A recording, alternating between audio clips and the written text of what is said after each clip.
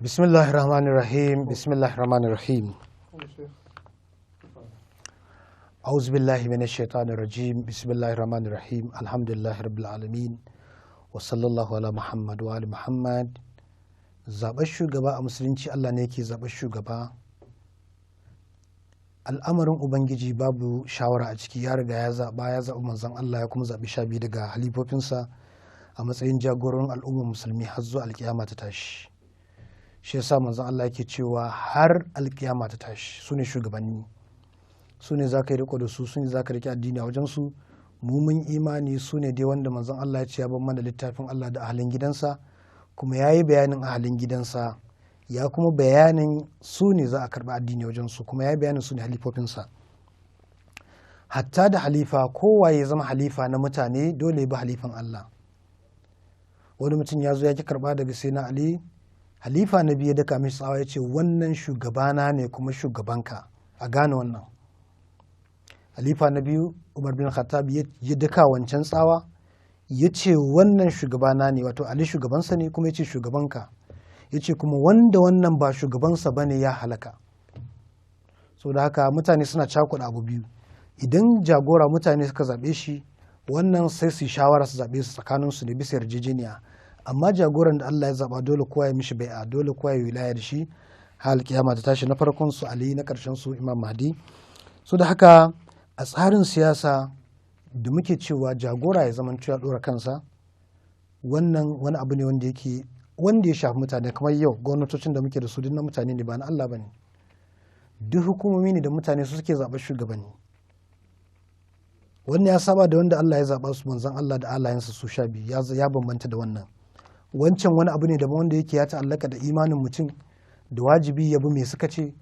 Wannan kuma ya ta'allaka da tsarin mutane da yadda za su tafi da hukumominsu, wanda Allah ya yarda da wannan, ya yarda su tsara al'amuransu. Wa amruhum shura bainahum, al'amarin mutane shura ne tsakaninsu. Wannan al'amarin mutane, al'amurin nas ba amrullahi ba. Amrullah wa rabbuka yakhluqu ma yasha wa yakhtar. Allah ne yake halitta abin da ya so, wa yakhtar shine yake zaba abin da ya so. Ma kana lahumul khiyara, ba su da wani zaɓi, ba su da zaɓin waye Allah zai aiko musu annabi, ba su da zaɓin waye Allah zai sa halifan annabi, ba su da zaɓi akan wannan. Allah ya zaɓi manzon Allah, ya musu halifofinsa guda 12 daga alayensa. Al'umma ta yarda da shi, ta yarda da su, ba ta yarda da shi ba, ba ta yarda da su ba, ta yarda da shi, ba ta yarda da su ba, ta yarda da su, ba ta yarda da shi ba. wannan yana hannun al'umma, ba ruwan Ubangiji. Allah ya zartar da hukuncinsa. So da haka manzon Allah kuma ya zartar da hukuncin Ubangiji, ya ayyana halifofinsa 12, ko al'umma ta karba ko kar ta karba, wannan shi ya rage mata, ya ta jiwa kanta. Amma dololin da muke da su a yau dololi ne wanda yake na mutane. Mafi munin tsari da Allah yake ki shine tsarin da yake kawai ba bisa cancanta ba, bisa kabilanci ko bisa gida a zaɓi mutum. Wannan ruwaye da yawa sun zo da wannan. Kawai dan kana dan wani sai ka zama shugaban mutane. Yawancin tsarin masarauta haka yake. Dan yana dan sarki ko waye, ko da shine mafi wautan mutane, mafi jahilcin mutane, shi ya zama shugaba. Musulunci bai taɓa yarda da wannan ba. Na'am, idan mutane suka yi shawara, suka ga hakan yayi musu, sai ga cewa dan sarki shine sarkinsu, kuma aka samu shi adali ne, Allah zai so wannan, ba ruwan Ubangiji. Allah ma'auni a wajensa ya yi adalci, ya san Ubangiji, ya aje kuma ya mahallinsa. Amma kada ya zama ma'auni kawai shine don yana dan wani. A wajen Allah ba wannan ma'aunin, ba dan wani, ko da kuwa dan annabi ne, ba ruwansa. So da haka ashe kenan wannan yana da muhimmanci mu san cewa tsarin sanya shugaba a wajen Ubangiji subhanahu ta'ala, da yanda ake zaɓar shugaba a wajen Ubangiji subhanahu ta'ala ayyananne ne. Amma lamarin mutane, misali su samu shugaban ƙasarsu, shugaban yankinsu, shugaban unguwarsu, shugaban makarantarsu, shugaban majalisunsu, wannan al'amari na mutane. Za su zaɓi shugaban ƙasa, za su zaɓi gwamnansu, za su zaɓi wakilin gwamnansu, za su zaɓi wakilinsu a majalisa, za su zaɓi wakilinsu. Wannan wani abu ne wanda yake hannun mutane, tsakaninsu akwai shawara. Idan ƙabilu ne su yi yarjejeniya tsakaninsu in suna da matsalar ƙabilanci, idan al'umma ce daban-daban ta yarjejeniya tsakaninta. Wannan shine Allah yake cewa amruhum shura bainahum, al'amarin mutane tsakaninsu shine su shawara, su samu waye zai zama abin nan. Saboda haka kamalar al'umma shine ta kasance tsari. ƙarshen magana sai na Ali kafin ya rasu bayan ya yi umarni da kiyaye sallah ya ce Allah Allah wa nazmi amrakum wa nazmu amrakum ko amrikum ya danganta. Saboda haka ina haɗa ku da Allah ku tsara al'amarinku. Wannan ce ƙarshen magana Imam Ali kafin ya bar duniya.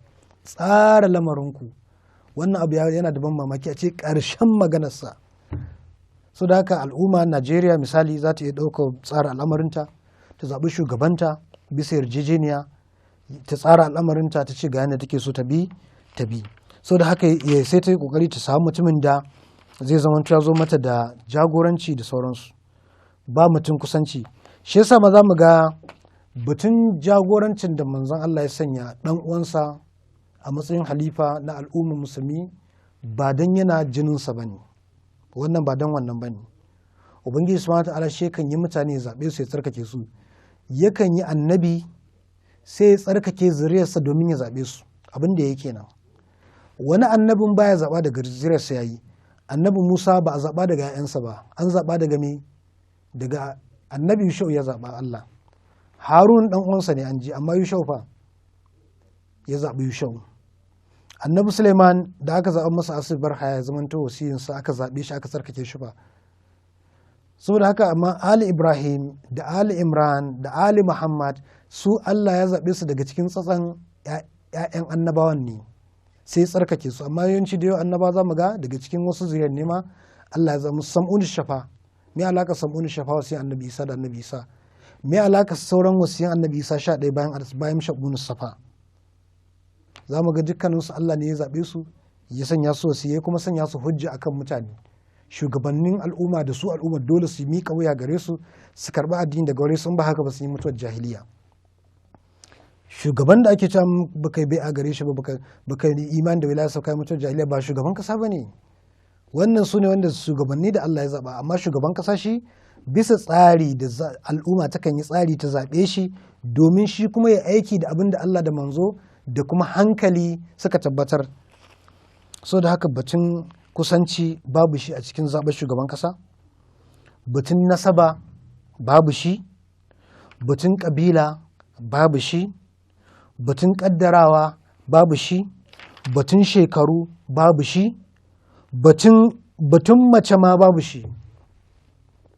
Amrun nasu ne, abinda mutane da yawa wasu masu kiran kansu malamai abin takaici sun kasa gane tsakanin wannan al'amura biyu, sai suka ɗauka mace ba za ta shugabanci ba. Wa ya gaya ma mace ba za ta iya zama shugaban ƙasa? Amrun nasu ne.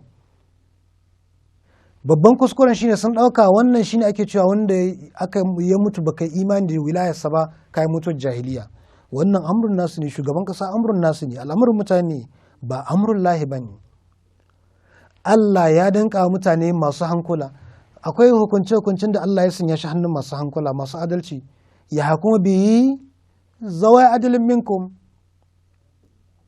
Ya hakuma bi zawai adalin minkum. Masu adalci tsakaninku su yi hukunci da shi. Idan masu adalci tsakaninku suka zo na suka yi hukunci, Allah ya da hukuncin. Allah ne ba masu hankali wannan abin nan iko. Saki, Allah ya ce a samu shaidu bi adalai su shaida. Idan suka shaida saki ya yi saki ya zarta shi kenan an gama. Batun jini, batun kotu. So da haka akwai abubuwa da amrun nasu ba shi da iyaka. Yanzu muna so mu gina asibiti a cikin gari, amrun lahi ne ko amrun nasu? Ɗaki nawa za mu gina? Likitoci mun nawa muke bukata? Me za mu sa a ciki? Wani irin kayan abu za mu kawo wajen? Amrun nahi ne ko amrun nas? Amrun nas ne.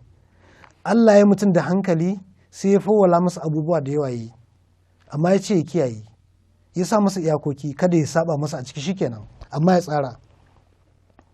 Shi yasa za mu ga idan misali zan ba mu, duk garin da ka je ka tarar da shi ƙazamin gari da datti, wannan yana nufin mutanen garin ba su da hankali. Wannan doka ce da Allah ya sa, musulunci ya zo da wannan. Duk garin da mutanensa suke, Imam Ali yana cewa duk ƙasar da ko garin da mutanensa suke son sa zai ci gaba, amma matukan mutane ba su san ƙasar su ba ta ci gaba ba har abada, saboda za su watsar da ita. Sannan datti a cikin gari alama ce na cewa mutanen da suke area mahaukata ne. Shi yasa duk unguwar da ka je ka tarar da datti ko ina kaca-kaca, kazanta, kwatami da komai, ka tabbata mutanen wajen ba su da cikakken hankali. Wannan ka'ida ce da musulunci ya sanya.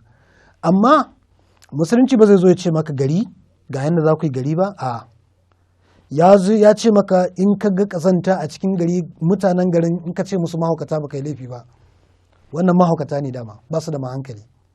Duk bola, dauɗa, kudaje, ba masu kwashe shara, ba wajen kwashe shara, ba hanyar ruwa, ba ma ruwan a famfo, wannan ƙasar mahaukata kenan.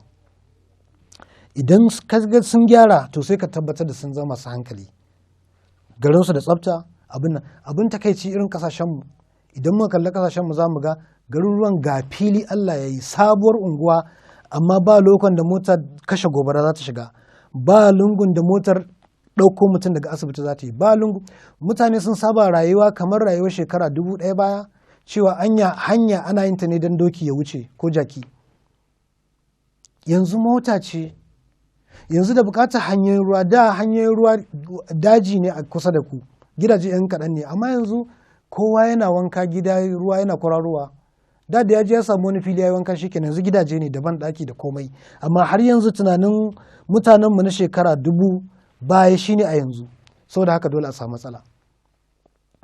Na shiga wasu unguwanni na gansu a matsayi sabbin unguwanni a wajajen ɗorai a Kano, na yi mamaki, ban taɓa tsammanin za a yi su haka ba, sababbin unguwanni amma an cushe su. Inda gidajen da ya kamata su zamanto wani wajen, gidajen wajen gaba ɗaya suna kan layi ne, ba ya kamata a fasa su ne a layi. Titi kuma in an yi shi lokacin da za a yi shi sai a yi ta tsammanin wai mutanen da za su wuce wajen ba su fi mutanen da suke wajen ba, mutum 5, 10, 11. Ba a yi tunanin cewa nan gaba fa wajen zai zama yana da mutum miliyan 2 ne. An yi titi daidai mutumin 10, mutum 100, mutum 1000, ba tare da tunanin cewa ai wannan filayen fa da za a gina zai zama mutum miliyan 1 ne a wajen ba. Wannan ina hankali a cikin wannan. Saboda haka nazariyar musulunci dangane da al'amarin mutane shine su yi shawara, su zama masu hankali, su zama masu tunani, su kuma kasance masu haɗin kai wajen yin wannan. Amma bai taɓa yadda da su zo su bisa tsari na jini da abin nan ba su ce za su assasa daula. Don haka ina ganin ba zan tsawaita ba, zan dakata a nan, za mu ci gaba wani lokaci. Wassalamu alaikum wa rahmatullahi wa barakatuh.